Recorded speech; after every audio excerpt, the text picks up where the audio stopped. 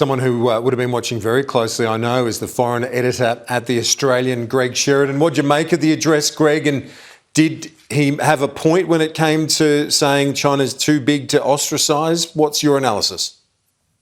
Well, Kieran, what person on the planet says China is not so big that you have to take account of it? Look, Keating's address was the usual mixture of gibberish, misrepresentation, terrible prejudice, deep strategic insight and memorable language, which is what you get from him these days. Lots of things in what he said that are just simply not true. Said China's economy is bigger than America's. That's not true. You've got to use the notional accounting device of parity purchasing power to reach that fiction. But in normal dollars, dollars you can buy anything with. America is still 40% bigger than China as an economy. He said he convened the APEC leaders meeting. That's not true. Bill Clinton convened it. And, Keating's role was so important in convincing Clinton to do this that Clinton doesn't even mention Keating in his memoirs. So a lot of it was the usual Keating gibberish. A lot of it was terrible prejudice too. For some reason, he can't open his mouth without saying something horrible and prejudiced and nasty and ugly about the Japanese. He's had this anti-Japanese prejudice for a long time. I don't know what it is. He seems in love with the Chinese, who put a jackboot on the throat of their citizens. He can't bear Japan, which has been an exemplary democracy for 80 years. Today, he also exhibited a good deal of anti-Indian feeling because India is also offside with China, I presume. Having said all that, there were flashes of real insight. I mean, he's quite right to say we can't wait for a nuclear submarine to come in 20 or 30 years' time and that we'll have to build a conventional submarine in the meantime. And in terms of the broader political class being way off, which he is argued, basically two main targets. One was not just the government, but Labor as well, saying Penny Wong has lost her strategic compass. So a bit of a crack at Labor as we're not that far away from the next election. So the political class on the one hand, and then the media as well, he says has been appalling in its coverage of China. Well, that's just barking mad. I mean, honestly, you don't know what universe Keating lives in. Every country in the world is responding to China's new hyper-aggressiveness. He's so old-fashioned in his analysis. He's still using these reductionist Confucian explanations of authoritarianism. I mean, that's a trope that's 30 years old at least. Nobody falls for that rubbish anymore. Xi Jinping is much more a Marxist-Leninist than he is a Confucianist.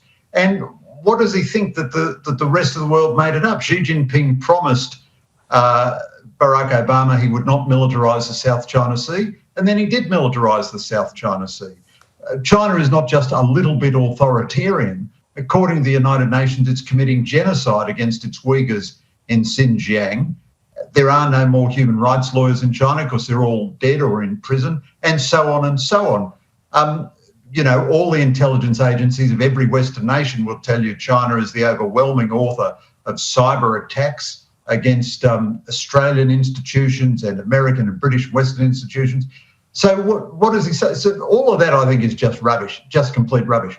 But where he has a point, though, I do think AUKUS is very difficult for Australia in a way that Keating has highlighted, which others haven't, which is this. Britain is our very close and beloved friend and ally, but Britain does not live in Asia. Neither does France. And if push comes to shove, either of those countries can just go home and say, well, that's a bit of a mess there, isn't it? Our intense close allies ought to be Japan, South Korea, indeed Indonesia. And our failure to put Japan, I disagree with Keating here. Keating, for some reason, seems to hate Japan, but our failure to put Japan at the centre of our foreign policy and this wild jamboree of AUKUS symbolism without any substance there, that's very troubling. And Keating has put his finger on this in a way that others haven't. And, of course, it had the usual wonderful Keating language. Keating is quite right to say pitting our defence forces against China's would be throwing matchsticks at a mountain. And that's because we've decided not to have any defence forces. So, there was some substance in what he said, but I thought the thrust of it was nuts, really. Well, I'll get to a bit more on the AUKUS issue in a moment, because there have been a couple of interesting speeches by relevant figures in that space. But just before we move on from Keating, Taiwan is not a vital Australian interest. Let me repeat, Taiwan is not a vital Australian interest. He says we have no alliance with Taipei, none.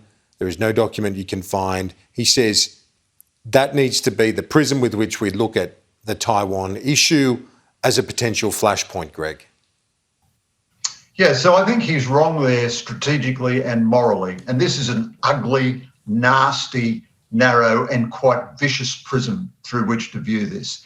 Taiwan has been ruled by Beijing for 4 years since 1895. It is an exemplary democracy, a brilliant society, a fine economy. It's had self-government and democratic rule for decades and decades and decades, peaceful change of government and all the rest. And what Keating is saying is, it doesn't matter if the Chinese invade and brutally subject Taiwan. That's none of our concern. Well, he might think that that's an Olympian statesman-like attitude to take. But I tell you what, if we take the view that the fate of a good democracy in Asia of 25 million people is of no concern to us, why should other people take the view that the fate of our democracy of 25 million people in Asia is of some concern to them? Why should they take that view?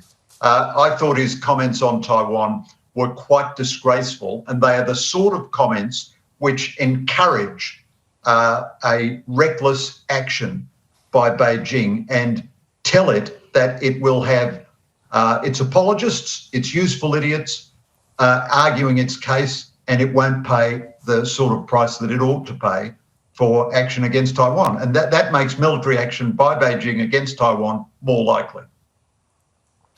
Now to those speeches I mentioned by the Defence Industry Minister, Melissa Price, the Ambassador to the United States, Arthur Sinodinos, saying subs will be built in Adelaide, and Brendan O'Connor demanding an Australian component to all of that as well.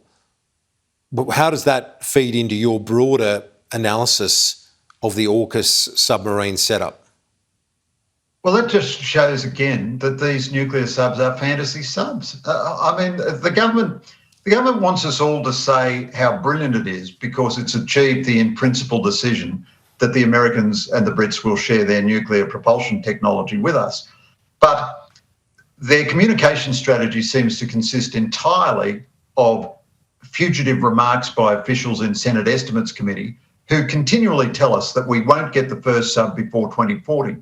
Now, look at our record. The former coalition Defence Minister David Johnson said Australian Submarine Corporation, he wouldn't trust them to build a canoe. By the time we start building a nuclear submarine in Adelaide, we won't have built any submarine for more than 30 years. Within 5 minutes of this great AUKUS announcement, you've had a couple of big things. Joe Biden has effectively apologised for it, and now our politics has produced a process where the government has said definitively they're going to be built in Adelaide. Now, is there a single sinner anywhere on God's green earth who thinks that Australia can build nuclear-powered submarines in Adelaide in a timely fashion? So here is where I'd say Keating is absolutely right. It's the 2040s, it's the 2050s, it's science fiction time before we get these nuclear subs. I tell you what, China will be ruled by the Christian Democrats then. The biggest building in Beijing will be the Mormon choir tabernacle. I mean, it's just fantasy stuff. And the Australian government is getting away with this fantasy. And I wish Keating had, forensically gone after this more, because he's absolutely right about this. This is stuff, the overriding factor of our submarine performance over the last 20 years has been an absolute failure to deliver. And now the Morrison government expects us to rejoice that it doesn't have to deliver anything for another 25 years. And we're meant to say that that's a good thing. So I think the Sinodinos, Price and Brendan O'Connor interventions show that Australian politics has put these submarines into a grid of unreality. Because anyone who thinks that nuclear subs are going to be built in Adelaide, within your lifetime or my lifetime, Kieran, your lifetime will extend a bit further than mine, I think they're dreaming. Greg, it's great to chat. Appreciate the analysis as always. Thanks. Thanks so much, Kieran.